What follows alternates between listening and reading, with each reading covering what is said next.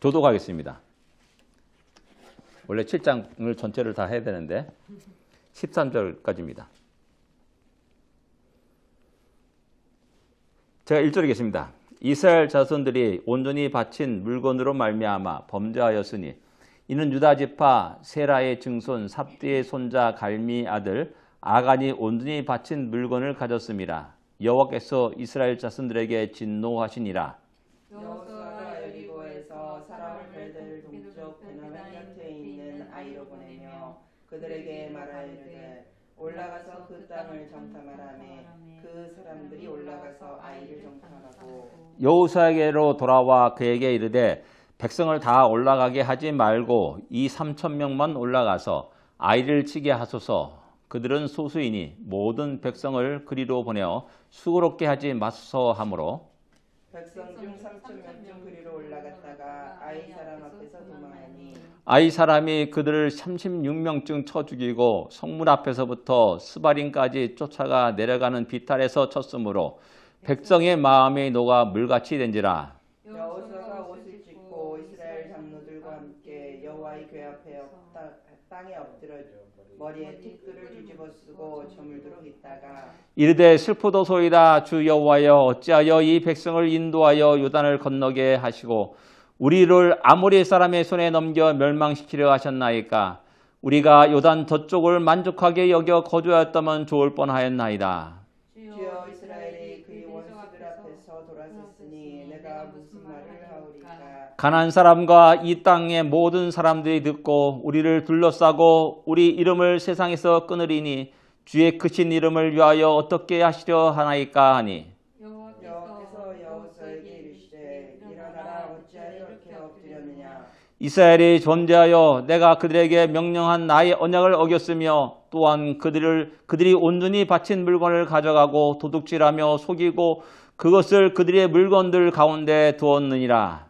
그러므로 이스라엘 자손들이 그들의 원수 앞에 능히 맞서지 못하고 그 앞에서 돌아섰나니 이는 그들도 온전히 바친 것이 됨이라.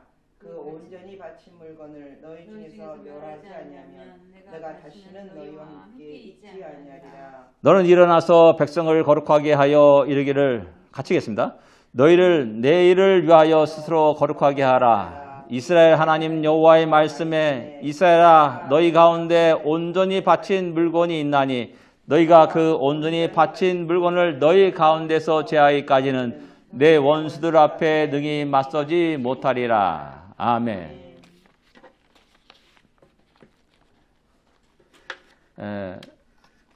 오늘 본문의 말씀은 우리가 너무나 잘 알고 있는 말씀입니다. 아간의 범죄한 그 사건을 다루고 있습니다. 이 여호수아를 읽다 보면은 몇 개의 돌무더기가 나오는 것을 발견하게 됩니다. 이 4장 20절에 보면은 여호수아가 요단에서 가져온 12돌을 길갈에 세웠다라고 이렇게 세우고 이렇게 말씀합니다. 그러니까 길갈에 12개의 돌무더기가 이렇게 있습니다.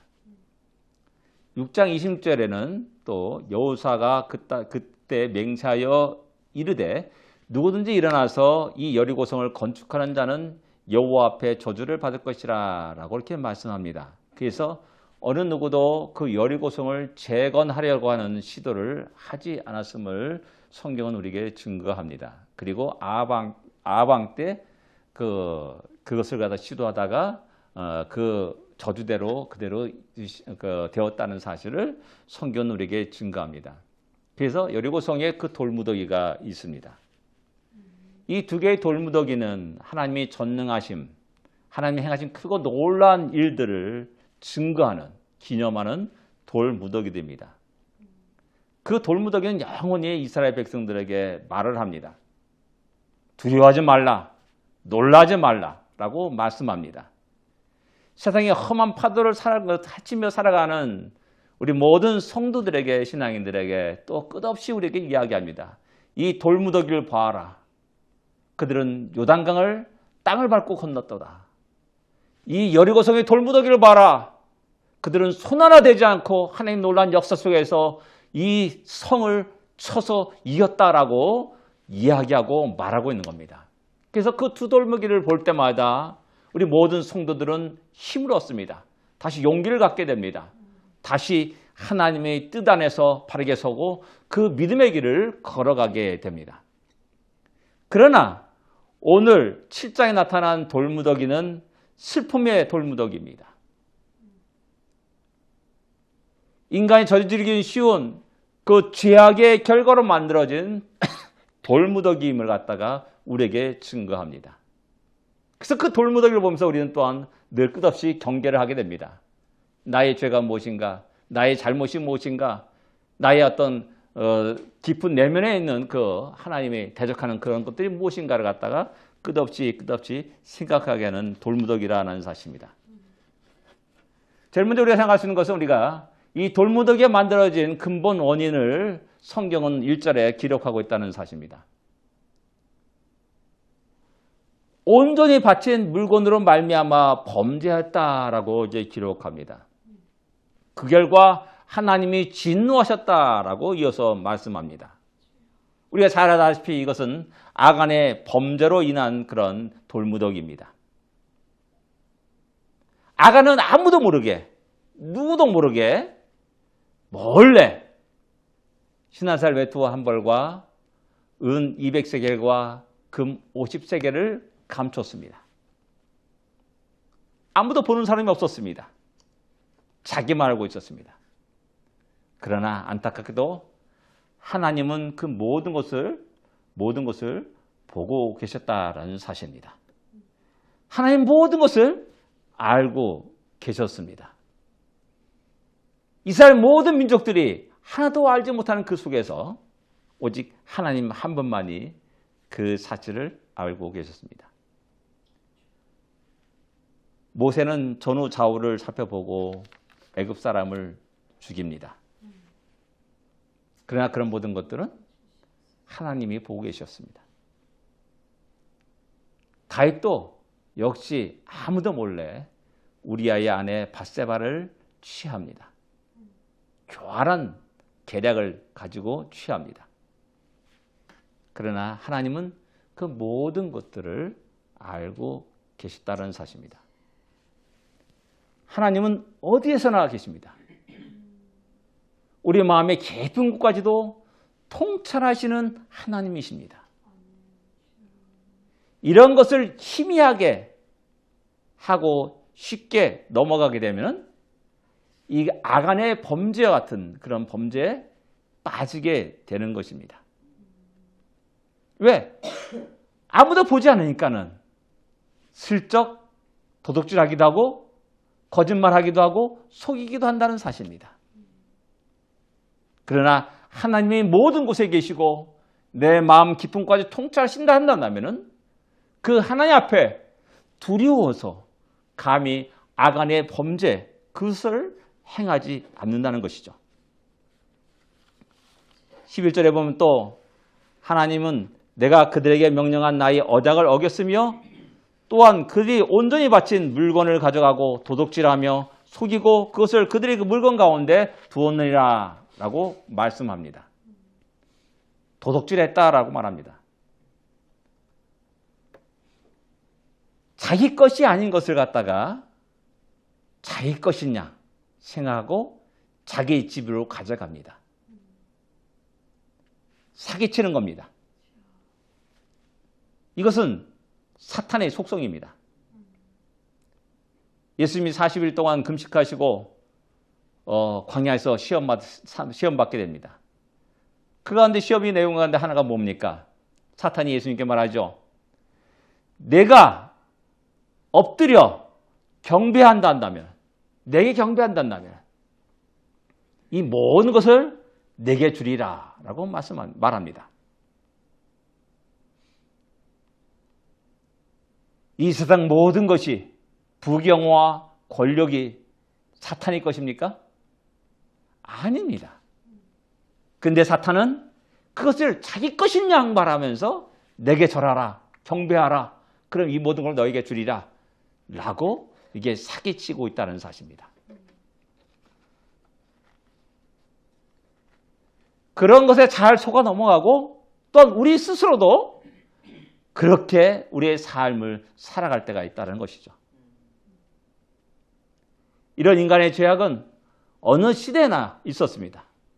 지금도 우리가 쉽게 범하는 죄악 가운데 하나입니다. 아간의 모습이 바로 오늘 나의 모습, 우리들의 모습임을 우리는 기억해야 됩니다. 우리가 우리의 것입니까? 우리의 마음대로 할 수 있는 것입니까? 우리의 인생과 우리의 시간들이 우리 것입니까? 내가 주인입니까? 아닙니다. 성경 걸고 우리에게 그렇게 말하지 않습니다. 그것의 보혈로 우리를 값주고 사셨다라고 말씀합니다. 내가 내 것이 아니라고 분명히 말씀합니다. 모든 것이 하나님의 것임을 우리는 늘 언제나 기억해야 됩니다. 그럴 때 우리는 하나님의 것을 도둑질하지 않습니다. 사기치지 않습니다. 속이지 않습니다. 지금도 이 땅에 수많은 아간이 활보하고 있음을 우리는 볼 수 있어야 됩니다. 어쩌면 그 가운데 내 자신도 속해 있고 우리도 속해 있을 수 있다는 사실입니다. 왜? 우리는 우리들의 인생이 우리 것인 양 마음대로 살아왔기 때문에 그렇습니다. 그 결과 하나님은 무서운 진노를 바라시는 것을 보게 됩니다. 하나님이 언약을 어겼다라고 책망하십니다. 하나님이 물건을 도둑질하였다라고 책망하시고 있다는 사실입니다. 그래서 우리는 두 번째 우리가 돌무더기가 만들어진 과정을 또한 우리에게 말씀하고 있습니다. 첫 번째 우리가 생각할 수 있는 것은 교만으로 인해서 아이성이 전투에서 패배를 하게 됩니다. 3절에 정탐꾼이 돌아와서 말합니다. 백성 다 올라가게 하지 마십시오. 한 2, 3천 명 올라가면 능히 이길 수 있습니다. 그들 별볼이 없는 백성입니다. 소수입니다. 다 보내가지고 수고롭게 하지 마십시오. 라고 이렇게 정탐꾼이 돌아와서 보고를 합니다. 여호수아는 그 정탐꾼들의 말을 듣고 그대로 3천 명을 올려보냅니다. 그리고 그 결과 멋지게 패배합니다. 이 정탐꾼의 말 속에는 인간의 교만함이 담겨 있음을 발견하게 됩니다. 교만함. 그 교만함으로 말미암아 상대를 얕잡아 왔습니다. 이 정탐꾼의 말 속에는 이 정도는 능히 우리 힘으로 충분히 감당할 수 있어 라는 그런 생각이 담겨 있는 겁니다. 이번에는 하나님 좀 잠깐 쉬십시오. 우리가 다 해치우겠습니다. 라는 그런 마음들이 그 말 속에 담겨 있고 교만한 자들의 말 속에 담겨 있는 겁니다. 그런 교만이 들 때 우리는 하나님을 전적으로 의존하지 않습니다. 어느 것은 의존합니다. 어느 것은 의존하지 않습니다. 결국 이런 교만한 마음이 그 사람을 넘어지게 합니다. 그러기에 하나님은 사도 바울을 통해서 끝없이 우리에게 얘기합니다. 선줄로 생각한 자는 넘어질까 조심하라. 선줄로 생각한 자는 넘어질까 조심하라. 라고 말합니다. 교만은 우리가 신앙생활하는데 늘 경계해야 될 아주 중요한 요소임을 갖다가 성경은 이야기합니다. 교만의 반대는 겸손입니다. 잠언서 3장 5절 6절 우리가 잘 알던 말씀입니다. 너는 마음을 다하여 여호와를 신뢰하고 내 명철을 의지하지 말라. 너는 범사에 그를 인정하라. 그리하면 내 길을 지도하시리라. 범사에 그를 인정하라고 말씀합니다. 모든 일에 하나님을 인정하고 그분의 말씀을 들으라는 겁니다. 일하는 거나 공부하는 일에 또한 사업하는 일에 또 운전하는 일까지도 또 운동하는 것 또한 자녀 교육시키는 그 모든 일 속에서도 역시 마찬가지로 하나님을 인정하면서 내 명철을 의지하지 아니하는 그런 우리가 돼야 됩니다. 이 패배로 말미암아 백성들의 마음이 물같이 녹았다라고 이렇게 말씀합니다.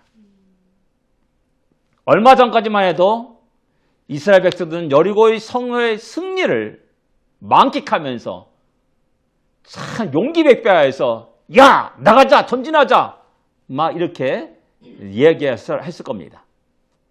근데 얼마 지나지 않아서 백성들의 마음이 물같이 녹았다라고 이렇게 5절에 말씀하고 있는 겁니다. 이 아이성의 전투에서 패배는 이스라엘 백성들의 엄청난 충격을 주었음을 갖다가 알 수가 있는 겁니다. 백성들의 지도자들은 장로들과 여호수아는 또 어떠했습니까? 7장 6절 7절에 보면은 옷을 찢고 여호와의 궤 앞에서 땅에 엎드려 머리에 티끌을 무릅쓰고 저물도록 있다가 여호수아가 가로되 슬프도소이다 라고 이렇게 이야기합니다. 슬프도소이다 주 여호와여, 어찌하여 이 백성을 인도하여 요단을 건너게 하셨습니까? 왜 우리를 아모리 사람의 손에 멸망시키려 하시나이까? 라고 이야기합니다. 우리가 저 요단 저편에 거하였으면 족하겠어 좋을 뻔하였나이다 라고 이렇게 이야기도 합니다. 옷을 찢고 머리에 티끌을 무릅쓰고 하나님 앞에 엎드리는 그 장면을 우리는 볼 수 있어야 됩니다. 얼마나 슬퍼했습니까? 얼마나 큰 충격이 그들에게 있었습니까? 어째요 우리를 멸망시키랍니까? 라는 말을 내뱉습니다. 요단 저편을 족하게 여겼으면 좋을 뻔하였습니다. 라고 이야기합니다. 엄청난 충격을 준 겁니다. 그런데 좀 이상하지 않습니까? 한번 생각해 보면 좀 이상합니다. 왜냐하면은 3,000명이 올라가서 36명이 죽음을 당합니다. 몇 퍼센트입니까? 10%입니까? 10%? 3,000명의 10%는 300명입니다. 300명의 10%는 30명입니다. 그게 1%도 안 되는 겁니다. 30명이니까 1% 넘는 거예요. 36명이 1% 넘는 거죠. 약 1.5%도 안 되는 경미한 희생입니다. 전쟁에서 흔히 있을 수 있는 희생이라고 생각할 수 있습니다. 우리라면 쉽게 한 번 실수는 병가지 상사다. 군 전쟁이 있어서 아주 흔하게 일어나는 일이다. 라면서 서로 말로 위로하고 용기를 갖자, 힘을 내자. 라고 이렇게 말하면서 또 이렇게 으쌰으쌰 할 겁니다. 근데 백성들과 여호수아와 장로들은 엄청난 30명이 죽은 그 사건이 엄청난 충격이었다는 사실입니다. 큰 충격. 이 충격의 원인, 이유는 무엇이냐라는 겁니다. 왜 여호수아와 이스라엘 백성들은 이토록 큰 충격을 받았느냐라는 겁니다. 왜 그 실망의 자리에서 일어날 줄 모르냐라는 겁니다. 쉽게 뜨거워지고 쉽게 식어지는 냄비 근성 때문에 그러냐라는 겁니다. 왜? 아까 얼마 전에는 여리고성을 전쟁에서 승리했지 않습니까? 그 얼마 있다가 36년 죽고 패배하는 그 사건 때문에 이 난리 복석 뜨는 겁니다. 변덕이 죽골도 탄다는 말이 있습니다. 그런 모습이냐라는 것이죠. 그런데 그것보다도 이스라엘 백성들은 지금까지 패배를 몰랐습니다. 이 아이성과의 전투가 첫 번째 패배인 겁니다. 왜? 지금까지 하나님이 불과 구름기둥으로 그들을 인도하셨습니다. 바산왕 옥과 시온왕을 죽이고 멸망시켰습니다. 모압왕 발락을 또한 멸망시켰습니다. 모압과의 전쟁에서는 한 명의 희생자도 없었다라고 이렇게 성경은 증거합니다. 그리고 백성들은 하나님의 놀라운 역사 속에서 요단강을 건넙니다. 그리고 난공불락인 여리고성 앞에서 또 역시 마찬가지로 하나도 손을 안 대고 그 성을 점령합니다. 승승장구했습니다. 그런데 첫 번째 패배를 한 겁니다. 이게 아마 큰 충격이었을 거라고 우리는 생각할 수 있습니다. 더 중요한 것은 이 패배를 통해서 하나님이 혹시 우리를 버리셨는가? 하나님이 우리와 함께하지 않는가라는 그 두려움에 휩싸이게 되는 겁니다. 이렇게 생각할 때는 모든 희망이 사라지게 됩니다. 한순간에 낙심과 절망에 빠지게 됩니다. 공황 상태에 빠지게 되는 겁니다. 여호수아는 또한 7장 9절 이렇게 말합니다. 이 땅의 모든 거민이 이를 듣고 우리를 둘러싸고 우리의 이름을 세상에 끊으리라 이렇게 말합니다. 그들이 용기를 백배해가지고 우리와 대적하면서 우리는 더욱더 힘든 전쟁을 해야 되는 겁니다. 거기에 얼마나 많은 사람들이 희생을 당하겠는가. 잘못하면 이런 일들을 통해서 이스라엘 백성들이 그 땅을 차지하기보다도 도리어 멸망당하는 최악의 상황까지 이를 수 있다는 사실입니다. 왜? 하나님이 함께하지 않기 때문에, 하나님이 역사하지 않기 때문에 일어난다는 겁니다.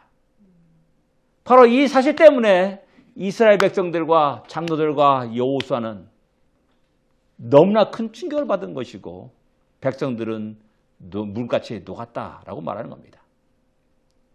전에는 여리고 사람들이 두려워 떨었습니다. 근데 이제는 정반대로 이스라엘 백성들이 두려워 떨고 간담이 높게 되는 그런 일이 발생한 겁니다. 이런 패배의 원인은 무엇입니까?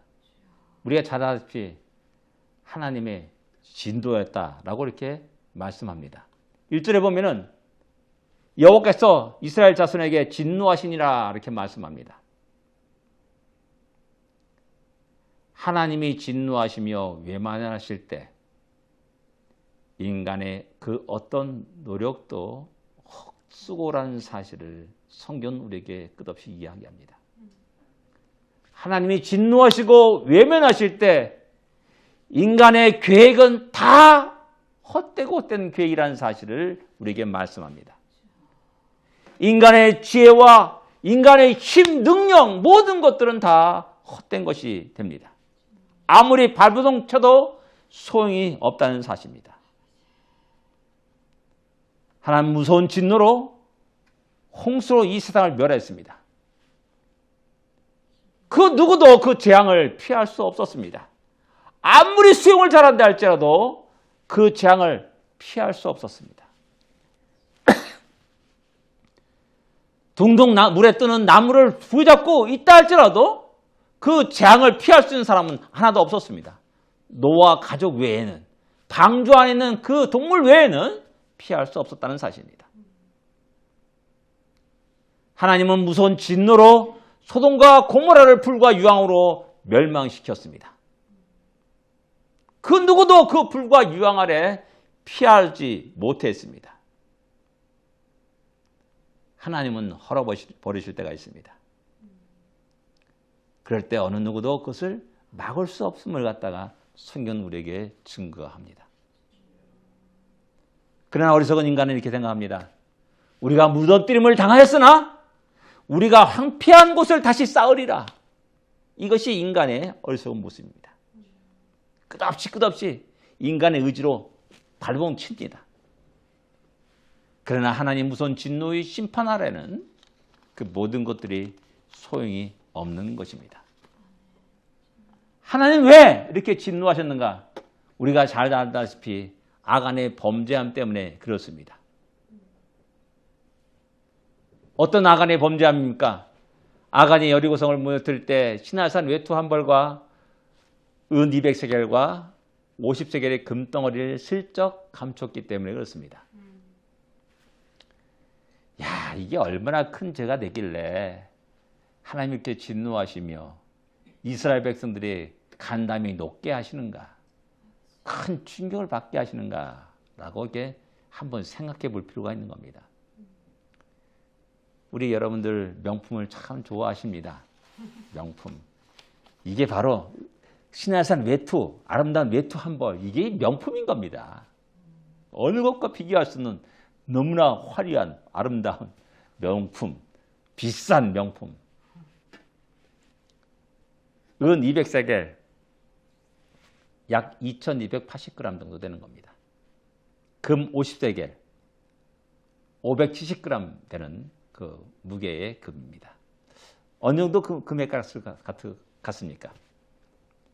570g이면 152돈입니다. 다 계산해 봤습니다. 152돈. 여러분, 우리 돌잔치 같은 경우는 뭐, 한 돈, 반 돈 이렇게 금 선물하지 않습니까? 어느 정도 금액 같습니까? 152돈 정도 되면은. 우리 강무 집사님은 뭐, 금방 알겠죠? 어느 정도다. 예?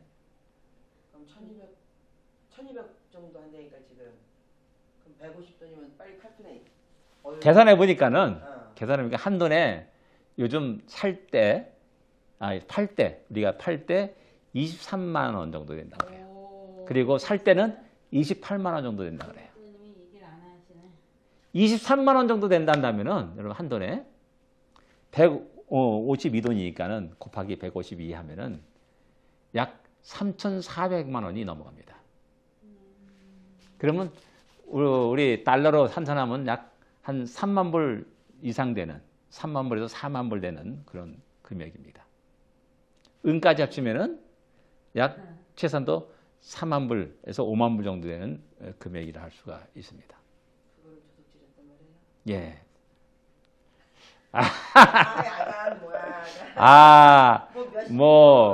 몇 억 정도 되는 것 같은데, 알고 봤더니 몇 천만 원밖에 안 됩니다. 참. 1,000불도 없는 사람에게는 10,000불은 엄청나게 큰 금액입니다. 혹하기 쉬운 금액이죠. 어떻게 보면 우리 생각 속에서는 별 볼일 없는 것, 작은 것, 사소한 것, 그 정도 갖고 뭐 이렇게 민족 전체를 두려워 떨게 하는가라는 그 생각을 하게 됩니다. 한 사람의 죄 아닙니까? 라고 이야기합니다. 그러나 중요한 것은 뭐냐면 내 생각, 우리의 생각이 아니라 하나님은 그 죄를 어떻게 보고 계시냐는 겁니다. 그 죄를. 나는 별 볼일 없지 그냥 별 볼일 없는 죄다 라고 생각하고 아무 생각도 안 하고 그냥 덮어뒀는데 하나님은 너무나 엄청난 큰 죄로 생각하고 있는 겁니다. 여기시는 겁니다.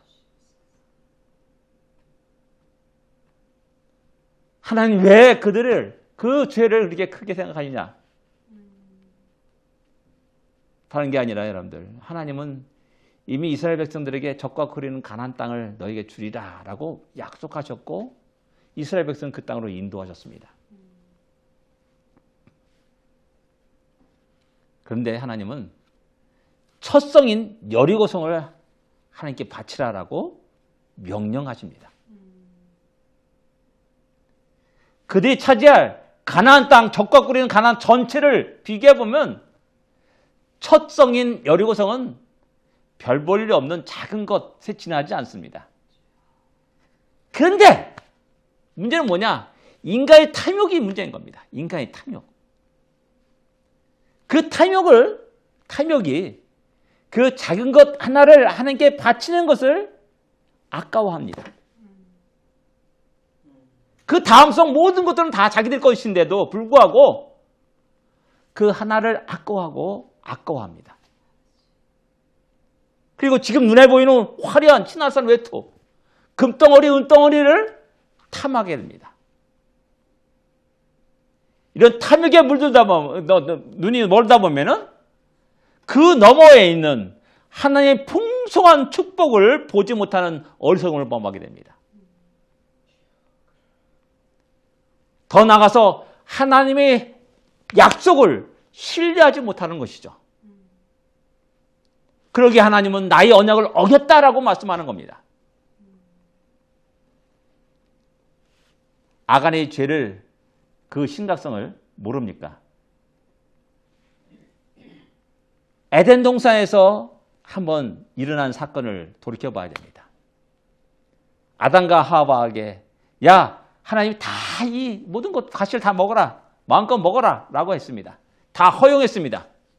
근데 딱 하나, 동산 중앙에 있는 나무의 실과는 먹지 말라라고 말씀합니다. 한 가지만 뺀 겁니다. 한 가지만. 근데 우리가 그러잖아요. 그 한 가지 딱 걸려가지고, 낚시에 딱 걸려가지고 자꾸 거기에 마음에 드는 겁니다. 보암직하고 먹음직하고, 야, 이거 참 지혜롭게 싶고, 막, 야, 이런 생각이 막 나가는 거죠. 거기에 최초 인간 아담과 하와가 넘어집니다. 바로 아간이 넘어진 것과 같다라고 말할 수가 있습니다. 그래서 모든 이스라엘 백성들이 넘어진 겁니다.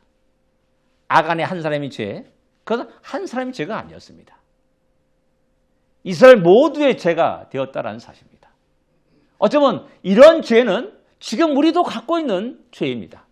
탐욕의 죄입니다. 탐욕의 죄. 하나님은 그 탐욕의 죄에 빠진 우리들에게 그 하나님의 약속을 보지 못하고 또 결국 하나님을 신뢰하지 못하고 오직 자기 현재 눈앞에 보이는 것, 그것만을 취하려고 하는 그런 어리석은 우리 인생들을 책망하시고 책망하시고 책망하시는 겁니다. 아간의 범죄 한 사람이 아니라 이런 모든 것들은 이스라엘 민족 전체 또 우리가 일상적으로 쉽게 범하는 죄악의 모습이라는 사실입니다. 그래서 이 패배의 근원이 바로 너희들은 나의 언약을 어겼다라고 말씀하고 있고 너희가 하나님께 바친 물건을 가져갔고 도둑질했다. 속였다. 그 물건이 자기 것인 양 자기 집에 장막에 두었다라고 말하는 겁니다. 아, 내 물건인데 왜 내 집에 갖고 들어와요? 내 것인 양 생각하면서 갖고 들어온 겁니다. 감추는 거죠.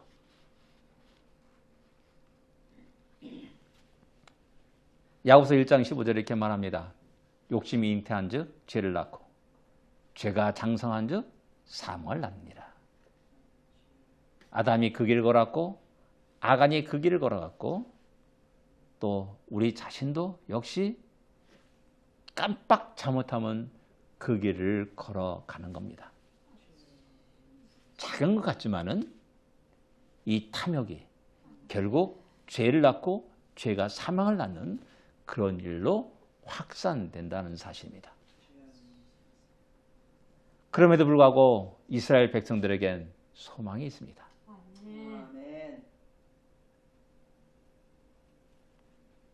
중요한 것은 이들이 그 문제를 가지고 하나님께 가지고 나갔다는 사실입니다. 우리 같으면 그냥 있을 수 있는 일이라고 가볍게 생각하면서 그냥 덮어두고 넘어갔을 겁니다. 그러나 백성들과 장로들과 여호수아는 큰 충격을 받았고 그 문제로 인해서 하나님께 엎드리게 되었다는 사실입니다. 곧 이들은 영적으로 아주 민감한 자들임을 갖다가 우리에게 소개하고 있는 겁니다. 영적으로 민감한 자들. 둔감한 자들이 아닙니다. 대충 넘어가는 자들이 아닙니다. 아주 민감하게 작은 사건 하나도 이게 뭐야? 하면서 하나님 앞에서 그 문제를 가지고 나가고 그 문제에 응답을 받는 그런 일들이 쭉 일어나는 겁니다. 이럴 때 하나님은 여호수아에게 말합니다. 하나님 말씀 해결책이 나옵니다. 7장 10절에 일어나라! 어찌하여 이렇게 엎드려 있느냐? 라고 말씀합니다. 그건 뭐냐면은 하나님이 그들을 다시 일으켜 세우십니다.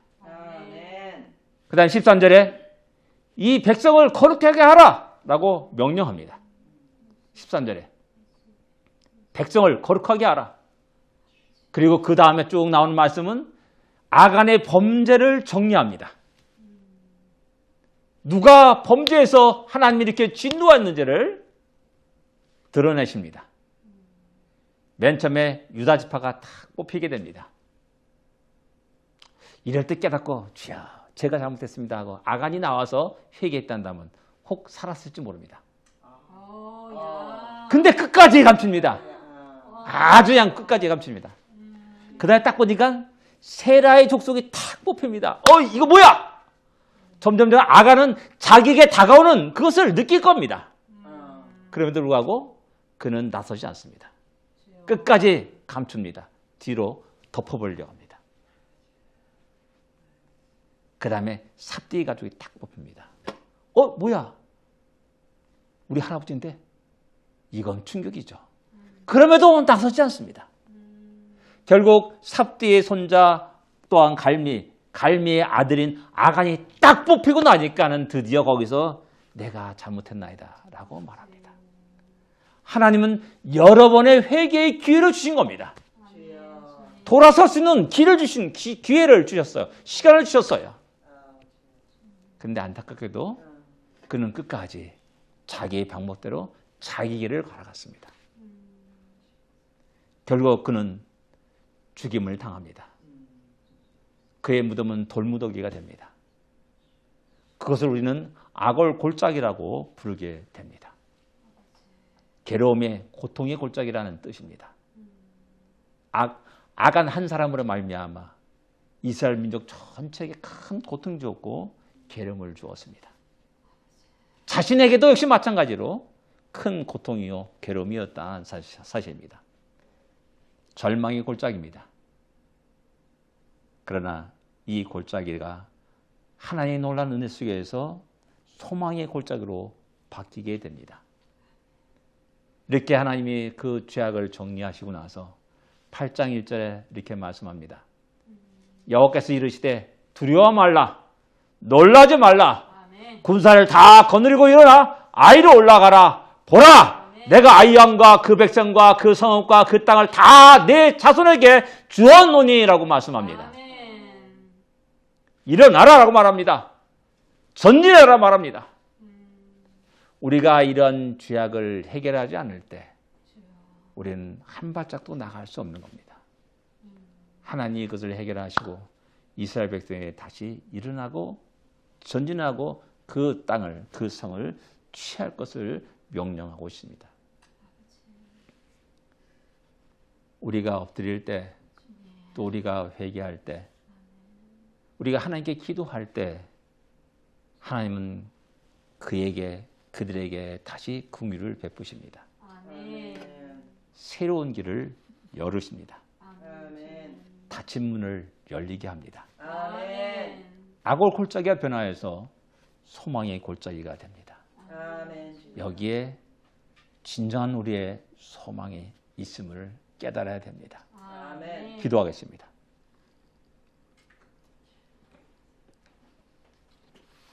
우리 문제의 근본 원인이 무엇인가 한번 돌아보기를 원합니다. 우리는 그것을 사소한 일로 생각하고 있습니까? 또 무시해서 그냥 덮어두고 살아가고 있지는 않습니까? 그러나 중요한 것은 하나님은 그것을 어떻게 생각하고 있냐라는 것을 한 번쯤은 생각해 보아야 됩니다. 심각하게 생각해 보아야 됩니다. 우리 안에 교만이 있지 않은가 돌아볼 수 있어야 됩니다. 우리 안에 또 숨겨진 죄가 있지 않은가를 돌아봐야 됩니다. 우리 안에 이 탐욕으로 말미암아 우리 눈을 가리고 있지 않은가를 또한 생각해 봐야 됩니다. 그것으로 말미암아 하나님이 큰 복을 주시겠다는 그 약속을 잊어버리고 오늘 현재 눈앞에 있는 화려함과 또 이익을 추구하며 살아가는 어리석은 인생은 아닌가를 생각해 봐야 합니다. 그리고 우리가 하나님 앞에 엎드리고 회개할 때 다시 하나님 우리를 위로하시고 우리에게 소망을 주시고 우리에게 다시 일어나고 하신 그 명령을 들을 수 있어야 됩니다. 우리는 이 시간 하나님 늘 겸손하게 하시고 교만하지 않게 하시옵소서. 또 우리가 영적으로 민감하여서 우리의 죄악을 늘 발견하고 하나님께 회개하게 하시옵소서. 또한 우리가 탐욕에 물들지 않게 하여 주시고 늘 언제나 그 너머에 있는 크고 놀라운 하나님의 복을 바라볼 수 있게 하여 주옵소서라는 기도를 하기로 합니다. 악어 골짜기의 돌무더기가 영원히 우리의 교훈이 되게 하옵소서라는 기도를 하기를 원합니다. 기도하겠습니다.